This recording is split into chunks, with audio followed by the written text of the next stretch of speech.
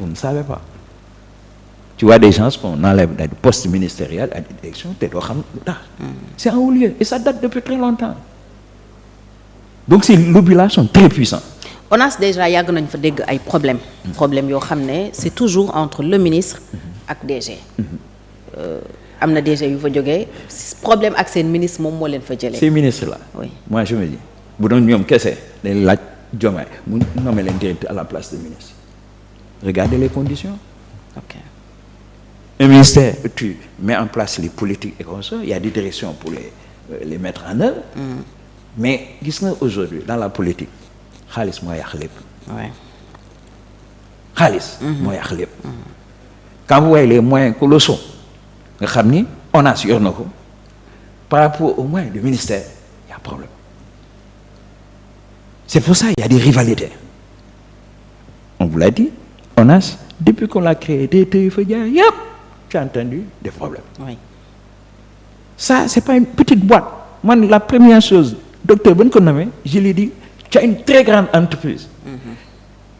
Tu peux faire réussir la coalition comme tu peux la faire perdre. Mais ce sera pas facile. Le lendemain mu ubbi presse bi on a dit que docteur dañ ko dugal dans un sac de crabe mooy saako juggoom dinañ ko matt. Ok. Voilà. Donc quelqu'un qui était averti.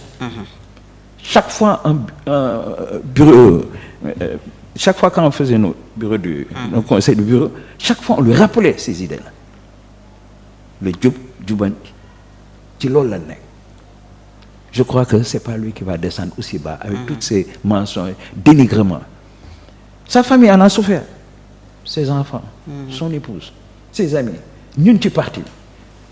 Moi le jour on l'a démis, autant de militants m'ont appelé. J'ai dit, je l'ai écouté comme vous. Je suis éveillé. On est resté 24 heures en sommeil. Mais il fallait reprendre ses esprits. Mais les militants qui appelaient, on ne pouvait pas l'expliquer. On leur a dit, attendez.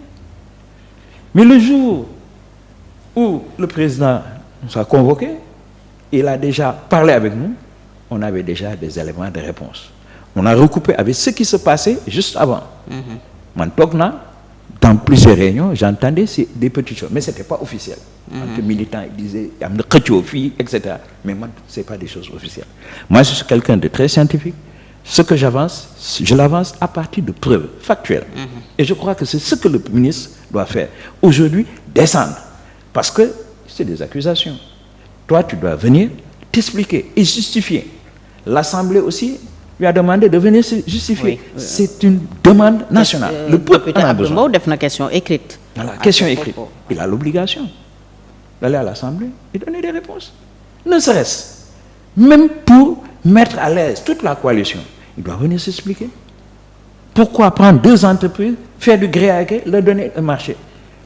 Et comme le président l'a dit, jusqu'à présent, les travaux n'ont pas démarré. Alors que lui, ce qu'il avait fait, les travaux terminés le 10. Le 10 août. Donc actuellement, tout serait là. Et maintenant, les deux entreprises avec qui on a signé, c'est pour 4 mois. Donc 10 novembre. Qui va curer en novembre? Pourquoi? Tu cures pourquoi? C'est-à-dire la méconnaissance de l'ingénierie des travaux. Il y a un problème de compétence là. Ok. À quoi sert la direction de l'ONAS, tous ces ingénieurs, ces spécialistes, ces techniciens? C'est le maître mot, c'est eux. On doit les écouter. Aujourd'hui, tu fais comme ça, c'est-à-dire en matière de management, moi, quand je responsabilise quelqu'un, je lui donne toutes les garanties de travail. Je ne lui mets pas des bâtons dans les roues. Il y a des moments où on fait des évaluations. Ces évaluations, elles sont trimestrielles, semestrielles, c'est l'occasion de parler. D'accord. Mais tu ne peux pas évaluer chaque jour, mettre des bâtons dans les roues. Les gens ne vont plus travailler. Et les inondations, c'est quelque chose de très sérieux. Donc, à ce niveau, je crois qu'il n'y a pas photo. Nous, une seule chose que nous attendons, et le président l'a défié. Il a dit, je vous attends à répondre à ce peuple, même au tribunal, je vous attends. D'accord.